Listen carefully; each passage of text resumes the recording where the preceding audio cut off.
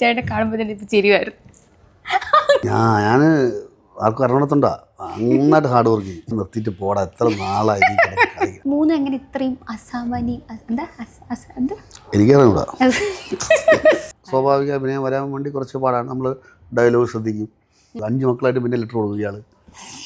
ബിജു ചേട്ടൻ റൊമാൻറ്റിക് ആണ്.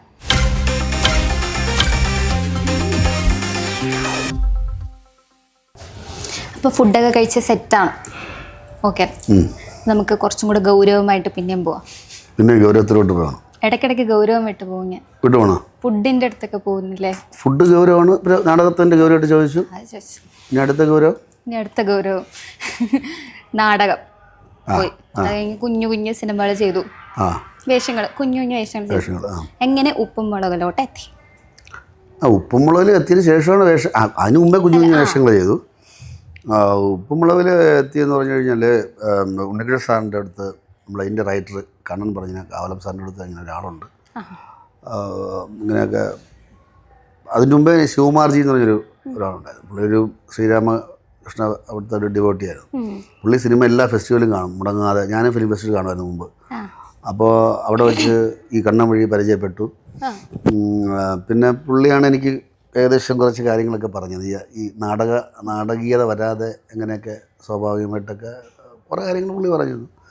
അങ്ങനെയൊക്കെ ഇപ്പം കണ്ണൻ പറഞ്ഞ് അപ്പം എനിക്ക് മറിമായം കണ്ടിട്ട് ഭയങ്കര ഇഷ്ടപ്പെട്ടു. മറ്റുള്ള സീരിയലിൽ ഇഷ്ടമില്ലെന്നല്ല, പക്ഷെ എനിക്ക് ഇഷ്ടം അങ്ങനത്തെ ചെയ്യാനാണ്. അപ്പോൾ അങ്ങനെ ഞാൻ കണ്ണൻ്റെ പറഞ്ഞപ്പോൾ കണ്ണൻ ഉണ്ണികൃഷ്ണൻ സാറിനെ കൊണ്ട് പരിചയപ്പെടുത്തി.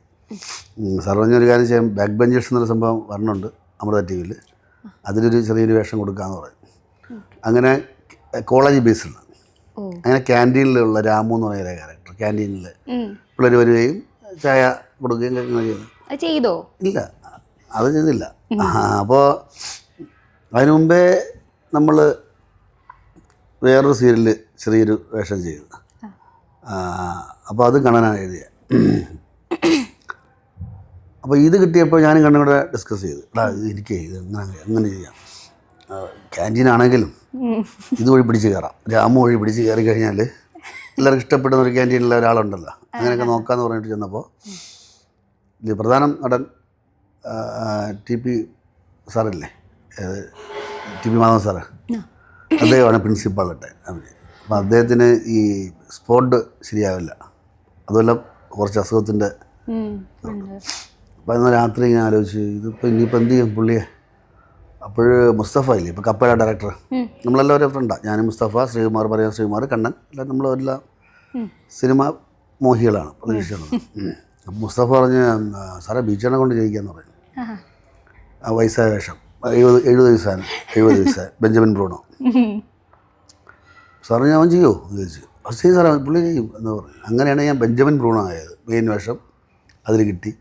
പിന്നെ അതിൽ തന്നെ ഞാൻ ഒരു 4-5 സ്ക്രിപ്റ്റ് എഴുതാനുള്ള ചെറിയൊരു വലിയ തന്നിട്ടില്ല, നമുക്ക് അനുഭവങ്ങൾ എഴുതാമല്ലോ. അപ്പോൾ അങ്ങനെ അതിൽ എഴുതി. അത് പെട്ടെന്ന് ഒരു 10-30 എപ്പിസോഡായപ്പോൾ തന്നെ അമൃത എന്തോ ഒരു കാരണം കൊണ്ട്, അതറിയില്ല എന്താണെന്ന്, ആഴ്ചയിലൊന്ന് ഒരു എപ്പിസോഡായിരുന്നു. പിന്നെ അവർ പെട്ടെന്ന് അതിനിടയ്ക്ക് ബ്രേക്ക് ചെയ്തിട്ട് ടെലികാസ്റ്റിന് മുമ്പേ ഉപ്പുമുളക് തുടങ്ങി. സാർ എന്നെ വിളിച്ചിട്ട് ഇങ്ങനൊരു സംഭവമുണ്ട്, നീ ഒരു മെയിൻ വേഷം ആണ് സംഭവം, ഇങ്ങനെ ക്യാരക്ടർ ഇതാണ്, 5 മക്കളെ. ഞാൻ 5-10 അഭിനയിക്കാം, 5 നമുക്കങ്ങനെ. അങ്ങനെയാണ് ഉപ്പുമുളകിൽ വന്നു. അവരപ്പോൾ ഓരോ ദിവസമായിട്ട് അത് ടെലികാസ്റ്റ് ചെയ്ത് തീർത്താണ്. എനിക്ക് ഭയങ്കര ഇഷ്ടപ്പെട്ടൊരു വേഷമായിരുന്നു ബാക്ക് ബെഞ്ചേഴ്സിലെ ഈ ബെഞ്ചമിൻ ബ്രൂണോ എന്ന് പറഞ്ഞിട്ടൊരു പ്രിൻസിപ്പാൾ. അത് കഴിഞ്ഞിട്ട് നേരെ ഉപ്പുമുളകിലോട്ട് വന്നു. അങ്ങനെയാണ് എത്തിയത്. ഉപ്പുമുളക് എന്ന് പറയുമ്പോൾ ഒരു സിറ്റ്കോം ആണല്ലോ. അപ്പോൾ നാടകം രണ്ടും എന്തായാലും ഒരു സ്വാഭാവികത വേണം. എനിക്ക് തോന്നുന്നു അഭിനയിക്കുന്നതിനേക്കാളും പാട് സ്വാഭാവിക അഭിനയത്തിനാണെന്ന് തോന്നുന്നു അല്ലേ? അത് പാട് തന്നെയാണ്. അത് നമ്മൾ ആൾക്കാർ വിചാരിക്കും വളരെ ഈസി ആയിട്ട് ചെയ്യും, പക്ഷെ അതിലേക്ക് എത്താൻ കുറേ പ്രയാസപ്പെട്ടു. കാരണം നമ്മൾ പെട്ടെന്ന് നമ്മൾ നാടകത്തിലേക്ക് ആണെങ്കിൽ നോക്കിക്കളയും. ഒരു കാര്യം ദൂരെ നിന്ന് വരുമ്പോഴേ നോക്കും, കണ്ടു രജിസ്റ്റർ ചെയ്യണം, കണ്ടു അങ്ങനെയൊക്കെ അങ്ങ് കുറേ സംഭവങ്ങൾ പറയണമെങ്കിൽ ഒരുപാട് കാര്യങ്ങളുണ്ട്. ചുരുക്കി പറഞ്ഞാൽ നമ്മളെ വർഗോചേട്ടൻ പറഞ്ഞ പോലെ ഒരു റെഗുലേറ്റർ ആയിരിക്കണം.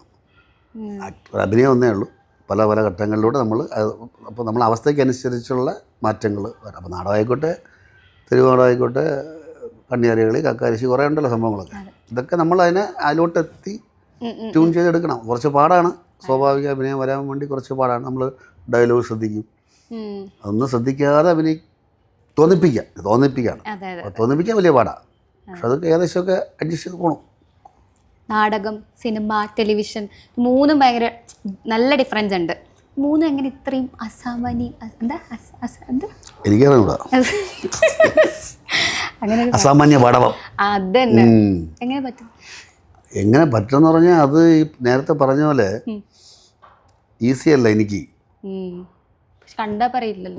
ഞാൻ ആർക്കും അറിയണത്തുണ്ടാ നന്നായിട്ട് ഹാർഡ് വർക്ക് ചെയ്യും. നാടകമാകുമ്പോൾ ഞാൻ ആ നാടകം, അതായത് 1.5 മണിക്കൂർ ആണ് നാടകം. സംസ്കൃതം നമ്മുടെ ഓർത്തോണം. മലയാള നാടകങ്ങളുണ്ടെങ്കിലും ഏറിയ പങ്കും സംസ്കൃത നാടകത്തിലായിരുന്നു. ഞാൻ ഉണ്ണുമ്പോഴും ഇരിക്കുമ്പോഴും നടക്കുമ്പോഴും വണ്ടി ഓടിക്കുമ്പോഴും ഒക്കെ ഇങ്ങനെ പറഞ്ഞ് അങ്ങനെ പറഞ്ഞിട്ടാണ്. പിന്നെ ഉപ്പുമുളക് എന്ന് പറഞ്ഞാൽ നാടകത്തിന് പുറത്തുള്ള സംഭവങ്ങളുണ്ടല്ലോ, നമ്മളെ കളിച്ചിരി തമാശകളൊക്കെ, അതിനെയാണ് ഞാൻ നമ്മൾ ഉപ്പുമുളകിൽ കൂടുതലും. അല്ല നാടക അതിൻ്റെ ഒരു അഭിനയ രീതി കൊണ്ടുവരാൻ പറ്റില്ല. അപ്പോൾ ആ കളിയും ചിരിയും ബഹളമൊക്കെ ഇതിലോട്ടായി. ഉപ്പുമുളകിൽ തന്നെ ചേട്ടൻ കുറേ എന്താ മേക്കോ ദശാവതാരോ അല്ല, അത് മറ്റേ ഇത് ഇന്ത്യൻ ടു, അത് പിന്നെ പ്ലംബർ. എനിക്ക് ഏറ്റവും ഇഷ്ടം അറിയോ, മുട്ട ബാലു. മുട്ട എന്റെ അച്ഛൻ പണ്ട് മുട്ട അടിച്ചു വന്നപ്പോ ഞാനും മുട്ട മധുന്നും വേണ്ട കളിയാക്കും. ഇതെങ്ങനെ ഇത്രയും ഫ്ലെക്സിബിൾ ആയിട്ട് ചെയ്യാൻ പറ്റുന്ന ഇത്രയും ക്യാരക്ടേഴ്സ്? അങ്ങനെയല്ല, അതിപ്പോൾ ഇപ്പം എല്ലാവരും പറയില്ലേ ചുറ്റുള്ളത് നോക്കിക്കാണുക, അതിന് നമ്മൾ അങ്ങനെയൊക്കെ നോക്കി അറിയാൻ പറ്റുക. അത് ഞാൻ പറഞ്ഞ അത് ഞാൻ കൊച്ചിലെ പോലെ ഇങ്ങനെ വീട്ടിൽ വരുന്ന ആൾക്കാരൊക്കെ ഇങ്ങനെ അനുകരിക്കും, അപ്പൂപ്പനെ ഒക്കെ അനുകരിക്കും. പിന്നെ ആര് വന്നാലൊക്കെ അവർ പോയതിന് ശേഷം ഇങ്ങനെ ചെയ്ത് കാണിക്കും. അങ്ങനെയൊക്കെ ഉള്ളത് ഉണ്ടായിരുന്നു, മനസ്സിലായി, ഉണ്ടായിരുന്നു. അപ്പം കൊള്ളാടെ എന്ന് പറയുമ്പോൾ തന്നെ അന്ന് കയറി കൊള്ളാം. ഇത് പലരും ഇങ്ങനെ അസ്ഥാനത്തായിട്ടുമുണ്ട് അല്ലേ, പല ചിലവരെ പറയില്ലേ പൊക്കി വിട്ട് കഴിഞ്ഞാൽ അങ്ങ് കയറി പോകുമെന്ന് പറഞ്ഞ പോലെ ചിലവർ പറയും കൊള്ളാം കേട്ടോ, കൊള്ളാം, പഠിക്കുകയല്ല ഒന്നുമില്ല വീട്ടുകാർ പറയും. പക്ഷേ കാണുന്ന ആൾക്കാർ പറയും അയ്യോ എവിടെയൊക്കെ ഇങ്ങനെ. അത് നമ്മളെ കുഞ്ഞു മനസ്സിൽ ഇങ്ങനെ കിടക്കും. പുള്ളി പറഞ്ഞ് ഇനി അതുകൊണ്ട് പഠിക്കാനൊന്നും വേണ്ട, നമുക്ക് സിനിമ കാണാൻ വിചാരിക്കും. കാരണങ്ങൾ അങ്ങനെ കാര്യകാരണങ്ങൾ അറിയാതെ മനസ്സിൽ കയറിയിട്ടുണ്ട് കുറേ കാര്യങ്ങൾ. അപ്പോൾ അതുകൊണ്ട് പതുക്കെ വന്ന് എന്താണ് മനസ്സിൽ ഇങ്ങനെ ആലോചിച്ച് നടന്ന് അവസാനം ഈ ട്രാക്കിൽ എത്തപ്പെട്ടു എന്നുള്ളതാണ്. കറക്റ്റ് സ്ഥലത്തെത്തി. നമുക്കൊരു ചെറിയ ഗെയിമിലോട്ട് പോയാലോ? പ്രത്യേകിച്ചൊന്നുമില്ല, ഗെയിമൊന്നും പറയാൻ പറ്റത്തില്ല. ഞാൻ കുറച്ച് ഫോട്ടോസ് കാണിച്ചു തരും, അതിനെപ്പറ്റിയുള്ള ഓർമ്മകൾ പങ്കിടുക. ഓക്കെ അല്ലേ? ആദ്യം തന്നെ അത് എനിക്ക് തോന്നുന്നു പുറത്ത് എവിടെയാണ്, അവിടെ നമ്മുടെ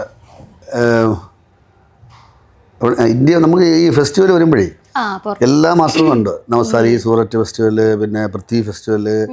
പിന്നെ പൃഥ്വി ഫെസ്റ്റിവൽ എന്ന് പറഞ്ഞാൽ മറ്റേ പൃഥ്വിരാജ്, സഞ്ജന കപൂർ, ശശി കപൂറിൻ്റെ മകളാണ് എൻ്റെ കണ്ടക്ട് ചെയ്യുന്നത്. ഞാനൊക്കെ പോയപ്പോൾ അത്. പിന്നെ NSD, national school of drama, അവിടെ ഫെസ്റ്റിവൽ. പിന്നെ രാജസ്ഥാൻ അവിടെ അങ്ങനെ. പിന്നെ അക്ക ഫെസ്റ്റിവൽ, അങ്ങനെ ഒരുപാട് ഫെസ്റ്റിവൽസ് ഉണ്ട് നമുക്ക്. എല്ലാം ഇങ്ങനെ റൊട്ടേറ്റ് ചെയ്ത് പോയിക്കൊണ്ടിരിക്കും. അപ്പോൾ അവിടെ ഏതോ ഒരു സ്ഥലത്ത് പോയപ്പോൾ നല്ല മര്യാദ കുട്ടനായിട്ട് സാറിൻ്റെ അടുത്ത് നിന്ന് എടുത്ത ഫോട്ടോയാണത്. സാറിന് തന്നെ വലിയ ഇഷ്ടമായിരുന്നു, നല്ലൊരു സ്റ്റുഡൻ്റ് ആയിരുന്നു സാറിൻ്റെ. മര്യാദ കുട്ടി അല്ലാന്ന് കാണിക്കുന്ന വേറൊരു ഫോട്ടോ അത് ഡൽഹി, നമ്മൾ ആ ഗേറ്റിൻ്റെ അവിടെ പാമ്പിനെ ഇട്ടിട്ടുണ്ട്. പാമ്പ് അത് പാവം ഒന്നും ചെയ്യൂല, മയക്ക് മരുന്ന് കൊടുത്തിട്ടൊക്കെയാണ്. മയക്ക് മരുന്ന് പറയാൻ പറ്റില്ലല്ലോ, മയക്ക് ഇട്ടൊക്കെയാണ്. അപ്പോൾ നമ്മൾ ഇട്ടണതിന് 10 രൂപയാണ്. ആ കൈയിട്ട് എടുത്ത് തോളിൽ കിട്ടണതിന് 10 രൂപ. അങ്ങനെ 10 രൂപ എടുത്തിട്ട് ആ ഫോട്ടോ ആണത്. തൊപ്പിയൊക്കെ ഉണ്ടല്ലോ, അതുകൊണ്ട് അവിടുന്ന് വാങ്ങിച്ചതാ. അടുത്തത് പെറ്റാണോ? അയ്യോ, എൻ്റെ നമ്മളെ റോക്കി, അവനെ ഞാൻ ലൈക്കാന്ന് പറഞ്ഞ മൂവി ചെയ്തില്ലേ, നിഷ ഞാനുമായിട്ടൊരു ലൈക്കാന്ന് പറയും. അതിൽ എനിക്ക് ലൈക്കായിട്ടൊരു ഉണ്ടായിരുന്നു. അപ്പോൾ ഞാൻ ഒരു 28 ദിവസം വരെ അവൻ്റെ കൂടെ ഉണ്ടായിരുന്നു, ലൈക്കാരെ കൂടെ. അവൻ്റെ വണ്ടി കയറും, ഓടിക്കും, ഞാൻ ഓടിക്കും. ഭയങ്കര ഇഷ്ടമായി അങ്ങോട്ടും ഇങ്ങോട്ടും. അപ്പോൾ അതിൻ്റെ ട്രെയിനടുത്ത് ഞാൻ പറയും എനിക്ക് ഇതുപോലത്തെ ഒരാളെ കൊണ്ടുവന്നു. അപ്പോൾ അവന് 15, 13 അല്ല ഒരു 10, 20 ദിവസമായപ്പോൾ കൊണ്ടുവന്ന ആവട്ടെ.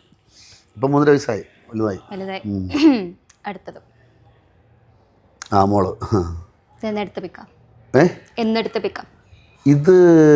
ഇത് കൊറോണ സമയത്ത് തേടി വെച്ചിട്ട്, കൊറോണ വീട്ടിൽ തന്നെ ഇരിപ്പായല്ല, ആ സമയത്ത് ഒക്കെ എടുത്ത ഫോട്ടോയാണ്. അടുത്തത് ഒരു അടിപൊളി പിക്കാണ്. ഇത് മധ്യമ വ്യായോഗം എന്ന നാടകത്തിൽ ഭീമനായിട്ട് സംസ്കൃത ഭാസൻ്റെ, അത് അരവിന്ദൻ സാറാണ് എൻ്റെ കോസ്റ്റ്യൂം ഡിസൈൻ ചെയ്തത്. Great Aravindan sir. കാണാനൊരു ലാലേട്ടൻ ടച്ച്. കാര്യമായിട്ട് പറയുമ്പോൾ ഇടയിൽ കൂടെ ഒന്ന് വയ്ക്കുകയും ചെയ്യും. അടുത്തതേ ഇത് എവിടെ ഇത് സിയോളിൽ, സൗത്ത് കൊറിയ. അവിടെ ഫസ്റ്റ് കിം ജോൺ ഫെസ്റ്റിവൽ അതിന് പോയപ്പോൾ നമ്മൾ എടുത്ത അത് നിൽക്കുന്ന ഇത് ഇപ്പുറത്ത് നിൽക്കുന്ന രാംദാസ്, ഇടയ്ക്ക വായിക്കുന്ന ആളാണ്. കൂടാതെ ആക്ടറുമാണ് അവൻ. ആക്ടറാണ്. അയ്യപ്പൻ, ഇത് അയ്യപ്പൻ, മുൻഷിയിൽ അഭിനയിക്കുന്ന ആൾ. ആ സമയത്ത് ആരും ഒന്നുമല്ല. ആ സമയത്ത് ഇനി ഒരു ഫോട്ടോ ഉണ്ട് വച്ചിട്ടുണ്ട്. അയ്യോ നമുക്ക് അപ്പുറത്ത് ഷൂട്ടിന് വന്നപ്പോഴേ വിളിച്ച് ഞങ്ങളെയൊക്കെ വിളിച്ചിട്ട് അങ്ങോട്ട് വിളിച്ചു. പിന്നെ വിളിച്ചിട്ട് കാണുമെന്നൊക്കെ പറഞ്ഞു. അല്ല പുള്ളി വിളിക്കാൻ നമുക്ക് പോകാൻ പറ്റില്ലല്ലോ. പുള്ളി വിളിച്ചിട്ട് ജയൻ ചേട്ടൻ, മേക്കപ്പ് പോകാൻ ജയൻ ചേട്ടനാണ് എന്ന് പറഞ്ഞത്. എടാ നിന്നെ ഇക്ക വിളിക്കണം. ഓപ്പോളൊക്കെ ചെന്ന് കയറി അങ്ങനെ കുറേ സംസാരിച്ച് അതിനുശേഷമാണ് ഞാൻ 18-ാം പടി വിളിക്കുന്നത്. ഇക്കയുടെ കസിനായിട്ട് കാലഘട്ടത്തിൽ. അത് കണ്ണഭരം. അത് 2000-ലാണ് ഡൽഹിയിൽ അല്ല ബോംബെ ഷൺമുഖാനന്ദ കാർഡിൽ വെച്ച് എടുത്തതാണ് കർണഭരം ചെയ്യാൻ പോയപ്പോൾ. അത്രേ ഉള്ളൂ ഫോട്ടോ. അത്രേ ഉള്ളൂ. ശരിക്കും ലാലേട്ടനെ പോലെ അന്ന് എല്ലാവരും പറയാറുണ്ടല്ലോ, തോന്നിയിട്ടുണ്ടോ? അത് എനിക്കതിന് വണ്ണം കൊണ്ടായിരിക്കും. അഭിനയത്തിന്റെ ടച്ച് അതൊന്നും പറഞ്ഞു എനിക്ക് അറിഞ്ഞൂടാ. അങ്ങനെ വന്നിട്ടൊന്നുമില്ല ശരിക്കും. അത് അല്ല പുള്ളിയുടെ ശൈലി ഈ പറയുന്ന പോലെ നമ്മൾ പറയില്ല ഇങ്ങനെ അഭിനയിക്കാതെ ഇരിക്കുമെന്ന് പറയൂലേ, അങ്ങനെ എന്തൊക്കെ ഇപ്പോൾ കണ്ടിട്ട് പറയണം ആൾക്കാർ. ഇഷ്ടം കൊണ്ടാ. പൊതുവേ യൂട്യൂബിന്റെ കമന്റ്സ് ഒക്കെ എടുത്ത് നോക്കണം. അതല്ല ഞാൻ നോക്കുമ്പം പറയും നന്നായിട്ടുണ്ട്. ഞാൻ ചില സമയങ്ങളിൽ ഇപ്പം ഞാൻ നോക്കാറില്ല. നന്നായിട്ടുണ്ട്, നല്ല സ്വാഭാവിക അഭിനയം, കൊള്ളാം നിർത്തിയിട്ട് പോടാ, എത്ര നാളായി കളിക്കും. അതും ഞാൻ വായിക്കും. മതിയായില്ല, എന്തോ കോപ്രായം കാണിക്കുന്നത്, കോക്കരത്തരം കാണിക്കുന്നത്, അങ്ങനെ പറഞ്ഞിട്ടുണ്ട്. അതും വായിച്ചിട്ടുണ്ട്. ഇടയ്ക്ക് നേരെ ഭയങ്കര സംഭവം വന്നു, ഞാൻ പറഞ്ഞുതരാം. അപ്പോൾ ഞാൻ ഈ അടുത്ത പടത്തിൻ്റെ കഴിഞ്ഞ പടത്തിൻ്റെ ഇടിയൻ ചെന്നതിൻ്റെ പ്രൊമോഷന് പോയപ്പോൾ ഞാൻ എല്ലായിടത്തും പറഞ്ഞു. അപ്പോൾ അപ്പോൾ ഇത് പറഞ്ഞത് ലെന ഉണ്ടായിരുന്നു. ഞാൻ എൻ്റെ സഹോദരിയായിട്ടാണ് ലെന അഭിനയിക്കുന്നത്. അപ്പോൾ ഇങ്ങനെ നമ്മൾ എനിക്കൊരു സംഭവം ഉണ്ടായി അറിയാം. അവൻ എന്താ ഞാൻ പറഞ്ഞ് കോഴിക്കോട് പടത്തിൻ്റെ പ്രൊമോഷൻ. അപ്പോൾ എനിക്കൊരു ഫൈറ്റുണ്ട്, ഫുൾ ഫൈറ്റുണ്ട് അതിൽ. അതിൻ്റെ ഫൈറ്റ് മാസ്റ്റർ പീറ്റർ ഹെയനാണ്. അപ്പം പുള്ളി എന്നെപ്പറ്റി സ്റ്റേജിൽ സംസാരിക്കുക. അന്തയാളെ ഫസ്റ്റ് പത്തപ്പം ദൊപ്പയെല്ലാം വെച്ച് ഇങ്ങനെ നിൽക്കുന്നത്, എങ്ങനെ ചെയ്യുമോ നിൽക്കാൻ അറിയണമായിരുന്നു എന്നൊക്കെ പറഞ്ഞ് ചെയ്യിപ്പിച്ച് പുള്ളി. അപ്പോൾ എനിക്കത് കേൾക്കാനുള്ള കൗതുകം കൊണ്ട് ഞാൻ ഇങ്ങനെ ശ്രദ്ധിച്ച് ഇങ്ങനെ കേട്ടുകൊണ്ടിരിക്കുക. പുള്ളി ഇങ്ങനെ സംസാരിക്കുകയാണ്. അത് ഞാൻ അങ്കിളിൻ്റെ ക്യാരക്ടറാണ്. ഞാൻ ആരാ നമ്മുടെ വിഷ്ണുവിൻ്റെ. അപ്പോൾ കേട്ടപ്പോൾ ഒരു കൊച്ചു പയ്യൻ വന്നിട്ട് എൻ്റെ തോളിലിങ്ങനെ തട്ടി. ഞാൻ എന്താ അങ്ങ് സെൽഫി. ഞാൻ എന്ത് ചെയ്യുന്നറിയാമോ, അപ്പോൾ എന്നെപ്പറ്റി പറഞ്ഞുകൊണ്ടിരിക്കില്ലേ ഞാൻ അമ്മനെ തരാം ഒരു മിനിറ്റ്. അതിന് ഇവന് കുട്ടികളില്ലേ, ഇവൻ ആര്, ഇവനെ ഞാൻ കണ്ടിട്ടില്ലല്ലോ, ഇവൻ സിനിമയിൽ എപ്പോൾ വന്നു. അപ്പോൾ ഞാൻ അപ്പം എന്നെ പറഞ്ഞ് വിഷമിക്കണ്ട, അവന് അതെന്താ കിളിയൊക്കെ പറഞ്ഞിരിക്കുന്ന സമയമാണെന്ന്. അവൻ വിഷമിക്കണ്ട. ഞാൻ പറഞ്ഞാൽ എന്താ കഴിഞ്ഞ ജന്മത്തിൽ ബിജു പുള്ളിയെ ചീത്ത വിളിച്ചിട്ടുണ്ട്. അങ്ങനെ പോയി റൂട്ട് തിരിച്ചു വിട്ട്. അതുകൊണ്ട് ഈ ജന്മത്തിൽ കിട്ടി, ഇനി പ്രശ്നമില്ല, കറക്റ്റായിരുന്നു, സമയമായിരുന്നു. അതുകൊണ്ട് ഞാൻ പറയണത് ഒരു ബന്ധമില്ലാത്ത ആൾക്കാരെ ചീത്ത വിളിക്കണത് എന്തിനാ. എന്നിട്ട് ഇത് അത് കഴിഞ്ഞ ശേഷം അവൻ ഫാമിലിയായിട്ട് വന്നു, നമ്മൾ കളിയും ചിരിയൊക്കെ ആയി, കുറേ ഫോട്ടോസൊക്കെ എടുത്തു. ഇത് മാത്രമേ അവർ കണ്ടോളൂ. പുള്ളിയെ കൊച്ചിനെ ഞാൻ മൈൻഡ് ചെയ്യാതിരിക്കാൻ തക്ക വിധത്തിൽ അവൻ ആരാ എന്നാണ് ചോദിക്കുന്നത്. മൈൻഡ് ചെയ്യാൻ പ്രത്യേകിച്ച് ആരൊന്നും ആവണ്ടല്ലോ, ആരും ആവാൻ. പക്ഷെ അങ്ങനത്തെ കുറേ സംഭവങ്ങളൊക്കെ ഉണ്ടായിട്ടുണ്ട്. നല്ലതാ. അതെ, ഞാൻ കണ്ടതെന്ന് പറഞ്ഞാൽ മലയാള സിനിമ ബിജു ചേട്ടനെ വേണ്ട രീതിയിൽ യൂട്ടിലൈസ് ചെയ്യുന്നില്ല. യൂട്ടിലൈസ് ചെയ്യുന്നില്ല എന്നാണ് ഒരാളിങ്ങനെ. അല്ല, അങ്ങനെയൊന്നുമില്ലെന്നേ, അത് ചുമ്മാ ഞാൻ പറയട്ടെ. ഞാൻ ഒരു പടം കണ്ട്, എൻ്റെ പടം എല്ലാം അങ്ങനെ വിജയിച്ചിട്ടൊന്നുമില്ല.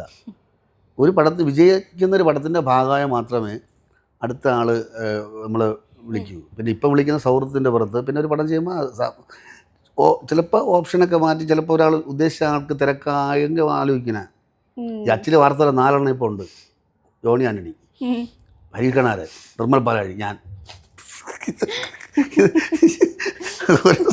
ഒരു സമയം ചേട്ടാ ഒരു വിളി വന്നാ ഇതുപോലെ ഞാൻ പറഞ്ഞ എന്നെ വിളിച്ച് അപ്പോൾ ഹരീഷ് ഞങ്ങൾ കോഴിക്കോട് എനിക്കൊരു വെബ് സീരീസ് ഉണ്ട്. അപ്പോൾ ഞാൻ പോകുമ്പോൾ നമ്മളെല്ലാം ഭയങ്കര ഫ്രണ്ടാണ്.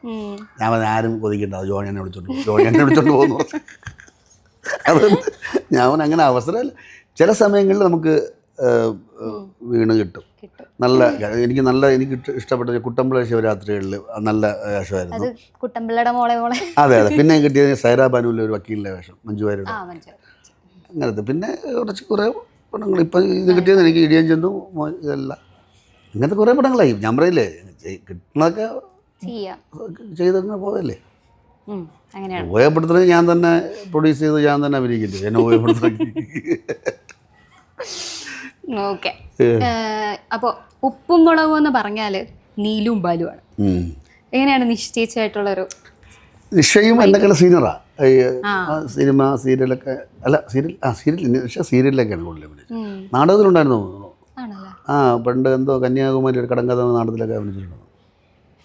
അല്ല അതെന്തുകൊണ്ട് നമുക്ക് ആ ഒരു നല്ല രീതിയിലുള്ള സെറ്റായി. ഇൻഡസ്ട്രിയിൽ ചേട്ടന് എന്താ പറയാ കുറച്ച് കംഫർട്ടബിൾ അല്ലെങ്കിൽ ഭയങ്കര ബോണ്ടിങ് ഒക്കെ ഉള്ള ഒരു ബെസ്റ്റ് ഫ്രണ്ട് എന്ന് പറയാൻ അങ്ങനെ ചോദിച്ചാൽ ആരായിരിക്കും? അല്ല, എല്ലാവരും ബെസ്റ്റ് ഫ്രണ്ടാണ്. ഒരു സിനിമയിൽ ഇപ്പോൾ നമ്മൾ ചെല്ലുമ്പോഴേ ഇപ്പോൾ 2 സിനിമ അടുപ്പിച്ച് അഭിനയിച്ച് ഇപ്പം ഷറഫുദ്ദീൻ 2 സിനിമയിൽ പ്രിയനോട്ടത്തിലാണ് അനിയന ചേട്ടനായിട്ട്, പിന്നെ മധുരവനോഹം സ്റ്റെഫിയുടെ. അപ്പം അങ്ങനെ കണ്ടപ്പം പിന്നെ എപ്പോഴും അങ്ങോട്ട് ഇങ്ങനെ വിളിക്കും. പിന്നെ കുറച്ച് കഴിയുമ്പോൾ അടുത്ത കയ്യിലോട്ട് പോകുമ്പോൾ ഇപ്പോൾ ധ്യാനിൻ്റെ പടം 3 പടത്തി അഭിനയിക്കും. ഇവിടെ ധ്യാനമായിട്ട് ചെറിയൊരു ഇത്. അപ്പോൾ ഇപ്പം അങ്ങനെ കമ്പനിയൊന്നുമില്ല. അപ്പം ആലോചിക്കുമ്പോൾ ഇങ്ങനെ തന്നെയാണ് സുഹൃത്തുക്കൾ. അല്ല സ്ഥിരം ഒരു സുഹൃത്തുക്കൾ അങ്ങനെയുള്ള ആരുമില്ല. പക്ഷെ എല്ലാവരും ഈ പറയും പോലെ ഇപ്പോൾ വേറെ ഈ പടത്തിൽ അടുത്ത പടത്തിലായിട്ട് ആരെങ്കിലും ഒരാളുണ്ടെങ്കിൽ പിന്നെ അത്രയും നല്ല കമ്പനി. ഇപ്പോഴ് ഷൈൻ സിദ്ദിഖ്, പ്രശാന്ത് അലക്സാണ്ടർ, അനീഷ് കാവൽ, അങ്ങനെ നമ്മളെല്ലാം ഒരു ടീമായിട്ടായിരുന്നു. ഇപ്പം നിഷാദിക്ക, പിന്നെ അശോകൻ ചേട്ടൻ വന്നു. അങ്ങനത്തെ ഒരു ടീമായിരുന്നു 10-22 ദിവസം ഒരുമിച്ച്. അപ്പോൾ ഇപ്പോൾ അനീഷ് കാവൽ വിളിച്ചു. നേരത്തെ കുറച്ച് നേരത്തെ ഞാൻ വന്നുകൊണ്ടിരുന്നപ്പോൾ അനീഷ് വിളിച്ചു. കുറച്ച് കഴിയുമ്പോൾ അവനും തിരക്കായി. ഞാൻ വേറെ പോകുമ്പം പിന്നെ വേറൊരാൾ. സ്ഥിരം സുഹൃത്തുക്കൾ എന്ന് പറഞ്ഞാൽ നാടകത്തിൽ നിന്നുള്ള സുഹൃത്തുക്കൾ സ്ഥിരമായിട്ട്. ഇപ്പോൾ കൃഷ്ണൻകുട്ടിയുടെ ശിവനുണ്ട്, രാമദാസുണ്ട്, കൃഷ്ണനുണ്ട്, സജിയുണ്ട്, ബോസുണ്ട്, അങ്ങനെ കുറേ ടീമുകൾ. അപ്പോൾ എപ്പോഴും 22 വർഷം ഒരുമിച്ചല്ലേ. സിനിമയിൽ അങ്ങനെ പ്രത്യേകിച്ച്. പിന്നെ ആന്റണി സോണിയുണ്ട് ഡയറക്ടർ. അവനെ എപ്പോഴും ഞാൻ വിളിക്കും. കാരണം അവനെ പടം ഉള്ളതുകൊണ്ട് അറിഞ്ഞുകൊണ്ട് വിളിക്കണേ. ഇനി പടം അടുത്ത പടം 2 പടത്തിൽ തന്നെ വിളിച്ചു. പ്രിയനോട്ടത്തിലും സൈറാബാനും ആന്റണി സോണിയായിരുന്നു. ഇന്നലെ ഫംഗ്ഷനും വന്നു പുള്ളി ഈ ഇതിൻ്റെ കാണും. പിന്നെ ഇക്കയുടെ പടത്തിലും കാണും. നിഷാദൊക്കെ അല്ലേ. ഇക്കയുടെ ഉമ്മയ്ക്ക് തന്നെ ഭയങ്കര ഇഷ്ടമാണ്. ഇക്കയുടെ പറയും നീ ബാലുവിനെ ഇല്ലാതെ ഒരു പടം എടുത്തോലെന്ന് പറയും. അങ്ങനെ വീട്ടിൽ പോയി ബിരിയാണിയൊക്കെ ഉണ്ടാക്കി തന്നു. അപ്പോൾ ഉമ്മയുടെ ഒരു സ്നേഹം കൊണ്ട് അടുത്ത പടത്തിലും വിളിക്കും. പിന്നെ ശ്രീജിത്തിൻ്റെ പടമുണ്ട്, ഇടിയുന്നുണ്ട്. അങ്ങനെയൊക്കെ ഈ സൗഹൃദങ്ങളിലൂടെ ആൾക്കാരുടെ തന്നെ വിളിക്കുകയുള്ളൂ. അല്ലാതെ മാർക്കറ്റ് കണ്ടിട്ട് വിളിക്കുന്ന എനിക്ക് അങ്ങനെയൊന്നും ആയിട്ടൊന്നുമില്ല. അയാളെ വിളിച്ച് വച്ചെടുത്താൽ അങ്ങനെയൊന്നുമില്ല. ഓക്കെ. അപ്പം ഉപ്പുമുളകിൽ ബാലു എന്താ പറയുക ഭയങ്കര റൊമാൻറ്റിക് അല്ലേ? നീലുവിൻ്റെയും ബാലുവിൻ്റെ റൊമാൻസ് എനിക്ക് ഭയങ്കര ഇഷ്ടമാണ്. ബിജു ചേട്ടൻ റൊമാൻറ്റിക്കാണ്? അങ്ങനെ ഒന്നുമില്ല. എനിക്ക് ഈ റൊമാൻറ്റിക് പാവം. റൊമാൻറ്റിക് എന്നല്ല, അങ്ങനെ ഇല്ല റൊമാൻറ്റിക് അല്ല ഒരിക്കലും അല്ല. അത് ഇഷ്ടമാണ്, പിന്നെ വൈഫിന് ഇഷ്ടപ്പെടാതിരിക്കും. പക്ഷെ അങ്ങനെ ഒരു ഇങ്ങനെ ഇല്ല. നമ്മൾ ഇതൊക്കെ ആൾക്കാരെ രസിപ്പിക്കാൻ വേണ്ടി നമ്മൾ അങ്ങനെ ഒരു വീട്ടിൽ നടക്കൂല. അങ്ങനത്തെ ഒരു ബാലു അടിച്ച് ഓടിക്കും ഏത് വീട്ടിലായിരുന്നാലും. ഇല്ലേ, ഒരു ഭാര്യ അങ്ങനെ ഒരു പണിക്കും പോയി കറങ്ങി അഡ്ജസ്റ്റ് ചെയ്ത് നടന്നിട്ട് പറയുക ലെറ്ററും കൊടുക്കും. 5 മക്കളായിട്ട് പിന്നെ ലെറ്റർ കൊടുക്കും ഇയാൾ. അതിപ്പം അപ്പം ഇത് ഇങ്ങനത്തെ വീടുകളിൽ ഇത് ഇങ്ങനെ ആയിരുന്നെങ്കിൽ നല്ല അച്ഛനും ഒരു പിന്നെ ടെഡി ബിയർ പോലത്തെ ഒരു ഭർത്താവും. ഒന്നിനെ പറയില്ലേ ഇയാളെ മോൻ കണ്ടു കഴിഞ്ഞാൽ ഗോതമ്പ് എടുത്ത് ഉരുട്ടി ചെവലെറിഞ്ഞ് അങ്ങനെ ഇരിക്കും. അതുപോലെ അങ്ങനത്തെ കളിയാക്കലും പിള്ളേരും കളിയാക്കും. അങ്ങനത്തെ ഒരു കുടുംബമായിട്ട് എല്ലാവർക്കും അങ്ങ് ഇഷ്ടപ്പെടും. ഇങ്ങനെ ഒരാളുണ്ട്. റിയൽ ലൈഫിലൊന്നും ആരും സഹിക്കൂല ഇയാളെ ക്യാരക്ടർ. ഓക്കെ. അപ്പോൾ സീസൺ ഫസ്റ്റിലുണ്ടായിരുന്ന കുട്ടിമാമയും പിന്നെ ഭാസി എല്ലാം തിരിച്ചു വന്നു. വിഷ്ണു ചേട്ടനെ വിഷ്ണു വരാതിരിക്കാം. കാരണം എന്തോ വിളിച്ചപ്പോൾ അവൻ്റെ എന്തോ സൈൻ ചെയ്യണം, അഗ്രിമെൻ്റ് എന്തൊക്കെ ഈ ഏഷ്യാനിൽ എന്ത് പ്രോഗ്രാം ഇല്ലേ, ബിഗ് ബോസ്. ആ അപ്പോൾ അതിൽ ഉണ്ട് വരും. എന്നാ നല്ലത്, എനിക്കിഷ്ടമാണ് പറഞ്ഞത്. അതെ, നമ്മളും കാത്തിരിക്കാവേ. പിന്നെ ഇപ്പോൾ വിഷ്ണു ചേട്ടൻ്റെ കല്യാണം അടുത്തിരിക്കുകയാണ്. ഹൽദി ഹൽദിയായി. ഒരു അച്ഛൻ എന്ന നിലയിൽ എന്താണ് മകന് കൊടുക്കാനുള്ള ഒരു ഉപദേശം? ഞാൻ അവനെ ഉപദേശിച്ച് കഴിഞ്ഞ് വന്നപ്പോൾ പറഞ്ഞിട്ട് മക്കളുടെ കുറഞ്ഞൊരു 5 പിള്ളേർ വേണം നിനക്ക്. 5 പിള്ളേർ നമ്മളതെല്ലാം നമുക്കുള്ളൂ. അവൻ ഉപദേശിച്ചത് പാരമ്പര്യം അതെ കാത്തു സൂക്ഷിക്കണം. അല്ല, അവൻ നല്ല പയ്യന. അവന് ഭയങ്കര ഡാൻസാണ് അവന് കൂടുതലും. അതെ, ഏത് സമയം ഡാൻസ് നിൽക്കുമ്പോഴും ഡാൻസ് പഠിപ്പിക്കും. പിന്നെ മുടി നിന്നാലും മുടിയൊക്കെ ഐഡന്റിറ്റി അല്ലേ? അതാ ഇനിയിപ്പോൾ മുടി എടുക്കില്ല അവൻ. മുടി എടുത്താൽ കൊള്ളത്തില്ല. ആണോ, നിങ്ങളൊക്കെയാണ് അവനെ വഷളാക്കണല്ലേ? അപ്പോൾ അവന് ഒരുപാട് ഫാൻസ് ഉണ്ട്. അവന് ഒരുപാട് ആൾക്കാരുണ്ട്. അവന് അയ്യോ, നമ്മൾക്ക് പുറത്തൊക്കെ പോകുമ്പോഴേ അവന് ചുറ്റുമാണ് പിള്ളേരെല്ലാം നിൽക്കുന്നത്. ഫാൻസ് ഒരുപാടുണ്ട്. നല്ല വേന അറിയാലോ. ഇപ്പൊ സെറ്റിൽ ഇപ്പം ശിവാനി ഉണ്ട്, ലച്ചു ഉണ്ട്, ഇപ്പൊ കല്ലു വന്നു, കേശു, ഇവരൊക്കെ എല്ലാവരും കൂടെ ഉള്ളൊരു സെറ്റ് എങ്ങനെയാണ്? ഭയങ്കര ഓണായി, ഭയങ്കര രക്ഷയില്ല. അപ്പം ഗൗരി ഉണ്ട്, പിന്നെ കൊച്ചു ഉണ്ട്. അത് ബോൾ ഉരുണ്ടുരുണ്ട് പോകും, നമുക്ക് അറിയാൻ പറ്റില്ല. ചെറിയ ഏറ്റവും പൊടി. അയ്യോ, ഈ പിള്ളേരൊക്കെ എങ്ങനെ ഇത്രയും അടിപൊളി ഡയലോഗ് പറയുന്നത്? അതൊക്കെ പറയും. ഞാനൊക്കെ അഭിപ്രായത്തിൽ വാ തുറക്കത്തില്ല. ആണോ? പാവം. അത് ശരി. അഭിനയിക്കാനുള്ള അഭിനയിച്ചിട്ടുണ്ടോ? ഞാനോ? നാടകത്തില് ഇല്ല. ഡയറക്റ്റ് ആയിട്ട് എനിക്ക് അറിയില്ല. ഞാൻ എന്തിനാ അഭിനയിക്കും? എനിക്ക് അഭിനയിക്കാമെന്ന് പറയത്തില്ല. അഭിനയിക്കും, എല്ലാവരും അഭിനയിക്കും. ഇഷ്ടമല്ലാത്ത ഒരാളെ വീട്ടിൽ കയറി വന്നാൽ എന്ത് ചെയ്യും? ചായ കുടിച്ചിട്ട് പോകാന്ന് പറയൂലേ? അത് അഭിനയമില്ലേ? അതും അഭിനയല്ലേ? ഒളിച്ചോട്ടം അല്ലേ അത്? എല്ലാ അഭിനയം തന്നെ കംപ്ലീറ്റ്. ഞാൻ ഇവിടെ ഇരിക്കുന്നത് അഭിനയം തന്നെ, കംപ്ലീറ്റ് അഭിനയം തന്നെ. എനിക്കിപ്പോൾ വീട്ടിൽ പെട്ടെന്ന് പോകണം. എനിക്ക് തീർന്നെങ്കിൽ മതിയായിരുന്നു. ഞാൻ മനസ്സിൽ വിചാരിച്ചാൽ ഞാൻ പുറത്ത് കാണിക്കുമോ?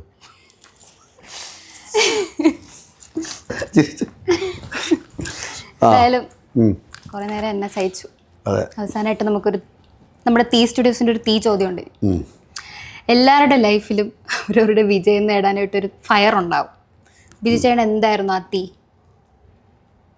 നേരത്തെ ഞാൻ പറഞ്ഞതുപോലെ എനിക്കിഷ്ടപ്പെട്ടൊരു മേഖലയിൽ എല്ലാം എതിർപ്പായിരുന്നു. അതെങ്ങനെ ഒരു അത് ഞാൻ പറയട്ടെ, അതിപ്പോൾ ഈ മേഖല ആയിക്കോട്ടെ വേറെ ഏത് മേഖല ആയാലും വിജയിക്കണമെങ്കിൽ കുറച്ച് കഠിനാധ്വാനം ചെയ്തേ പറ്റൂ. അല്ലാതെ ഒന്നും അത് വിജയം പറ്റും. ആ കഠിനാധ്വാനം ചെയ്തതിൻ്റെ കാരണം എന്ന് വെച്ചാൽ മറ്റുള്ളവരോടുള്ള കളിയാക്കൽ എന്നുള്ളതല്ല. നമുക്കിത് വേണം. നമുക്ക് അത്ര കണ്ട് എളുപ്പത്തിൽ എത്തിപ്പിടിക്കാൻ പറ്റുന്നതല്ല ഞാൻ ഉദ്ദേശിക്കുന്നത്. വലിയ സിനിമ നടനായി അങ്ങനെ, അല്ലെങ്കിൽ സിനിമ അങ്ങനെയല്ല ഞാൻ പറയാം. എനിക്ക് അഭിനയമാണ് താല്പര്യം. അതിപ്പോൾ നാടകമായിക്കോട്ടെ, സിനിമ ആയിക്കോട്ടെ, സിറ്റ്കോം ആയിക്കോട്ടെ, തെരുവുനാടായിക്കോട്ടെ, എനിക്ക് അഭിനയിക്കണം. ഇപ്പം പിന്നെ ആശിച്ച ഒരു മേഖലയിൽ അതുകൊണ്ട് ജീവിക്കുന്നു എന്ന് പറഞ്ഞാൽ നല്ലൊരു കാര്യമല്ലേ? അപ്പോൾ എനിക്ക് അഭിനയം ഇഷ്ടമാണ്. ഈ അഭിനയത്തിൽ നിന്ന് കിട്ടുന്ന കാശ് കൊണ്ടാണ് ഞാനിപ്പോൾ ജീവിക്കുന്നത്. അതുകൊണ്ട് സന്തോഷവാനാണ്. ചേട്ടൻ്റെ ഉള്ളിലാണ് ആ തീ ഉണ്ടായിരുന്നത് അല്ലേ? തീയുണ്ട്, പിന്നെ തീയിലായിരിക്കും. ഇപ്പോഴും അതാണ്. എനിക്കാണെങ്കിലും നമുക്ക് ഓരോ വേഷങ്ങൾ കിട്ടുമ്പോഴും നമുക്കൊരു ഇതല്ലേ. നാളെ ഇപ്പോൾ എനിക്കിപ്പോൾ അറിയാം നാളെ എന്ത് ചെയ്യണം, നാളത്തെ എനിക്കറിയാം നാളെ എന്താണ് അവിടെ പോയി ചെയ്യേണ്ടതെന്നൊക്കെ അതെനിക്കറിയാം. അപ്പോൾ ഞാൻ ഇന്ന് ഇപ്പോൾ ആലോചിക്കും അതങ്ങനെ അല്ലെങ്കിൽ ഇങ്ങനെ ഞാൻ ആലോചിക്കും. അതുതന്നെയാണ്. അപ്പോൾ കൊള്ളാം. അപ്പോൾ എന്തായാലും ഇത്രയും നേരം നമ്മളോടെ എൻ്റെ കൂടെ സഹകരിച്ചെന്ന്, പിന്നെ എന്താ പറയുക, എന്തായാലും താങ്ക് യു എന്ന് പറയുന്നത് അറിയില്ല. ചേട്ടൻ കാണുമ്പോൾ തന്നെ ഇപ്പോൾ ചിരിവായിരുന്നു. ഇത്രയും നേരം ഇരുത്തി സീരിയസ് ആയിട്ട് പറഞ്ഞിട്ട് ചേട്ടനെ കാണുമ്പോൾ ഇതിപ്പോൾ അന്ന് പണ്ട് ആരോ പറഞ്ഞ പോലെ ഞാനൊരു പാല് കഴിച്ചിട്ട് വീട്ടിൽ ചെന്നപ്പോൾ ഒരു അമ്മൂമ്മ ചോദിക്കണത്, മണി 8 ഇവിടെ നിന്നാൽ പിന്നെ അവിടെ ആര്? ഇവിടെ 8 മണിയായില്ലേ? അപ്പോൾ പിന്നെ അവിടെ ആര്? ഇവിടെ പറഞ്ഞാര്? എവിടെ എന്ന് പറഞ്ഞ പോലെ ആയിപ്പോലും. ഇത്രയും നേരം സംസാരിച്ചിട്ട് ഗൗരവമായിട്ട് സംസാരിച്ചിട്ട് ആവാല സാറിനും സംസ്കൃതമൊക്കെ പറഞ്ഞിട്ട് അവസരം ചേട്ടനെ കാണുമ്പോൾ എനിക്ക് ചിരി പറഞ്ഞു. പറയുന്നത്. താങ്ക് യു ചേട്ടാ. ശരി ഓക്കെ, നന്ദി.